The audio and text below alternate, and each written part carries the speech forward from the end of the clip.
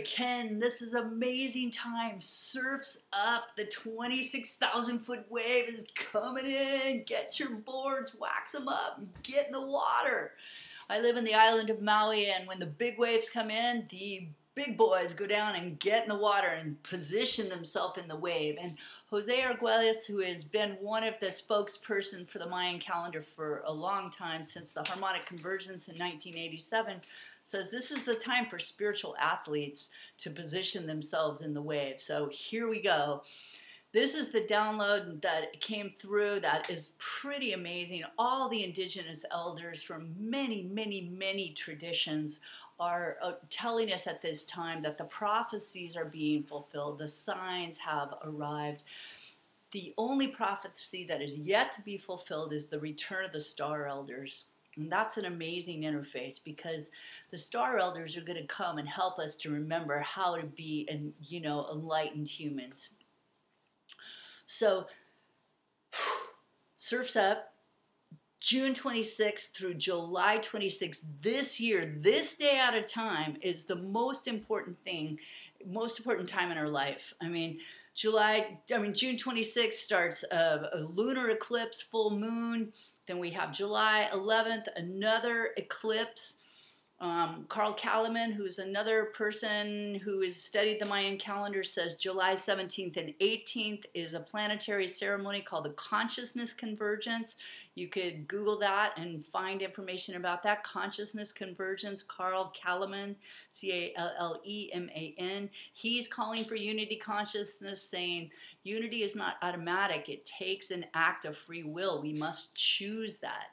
Then this year, on the day at a time, and I'm speaking now to the people that really understand these codes, we are being asked to harmonize ourselves inside of the pattern of the Tzolkin.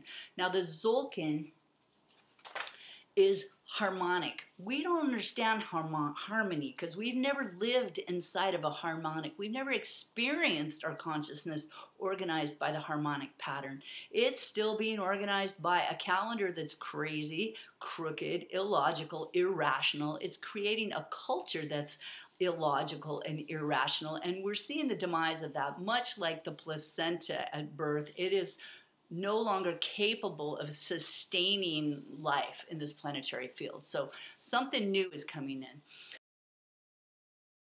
So July 25th this year, if you're familiar with this code, you know that it goes from the dragon up here at the top through all the different aspects of consciousness down to enlightenment.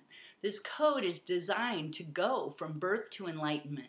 But right here is the serpent glyph, and it's followed by the death glyph. And this culture has, through religious institutions and school and all kinds of stuff, told us that our kundalini, our sacred life force, was evil, that it was shameful, that we should ignore it, and then that death was something to fear, and we were going to be judged when we die. So the code is broken right here. And the code, instead of going from birth to enlightenment, is going from birth to death, birth to death, birth to death, birth to death. It's like the record is stuck. This year, on the day at a time, is the serpent wave spell. Now that is an amazing synchronicity, because this is the moment for us as planetary kin on the day at a time, which is the day between the last day of the 13th moon and the first day of the first moon. It's the day between the worlds, on 4 star, to create a new structure of beauty, art, and elegance by embodying the truth and perfection of our life force as the fuel to our own enlightenment. This code cannot work without every single aspect, and we cannot become enlightened without our life force. And death is not an end, it's just an opportunity to let go of what no longer serves us and grow. So on July 25th, If we create these patterns of harmonic resonance, a giant Tzolkin that we can all stand inside of in our divine essence, a living Tzolkin, we become a harmonized biological solar panel of human consciousness attuned to the resonance of creation. And as we stand in this patterning together by our own free will choice, it's like restarting your computer. We say no to the lie that our life force is evil. We say yes to our divine birthright of our kundalini, to awaken ourselves, not to focus on sex, but to use this energy to wake up, to turn our brain on.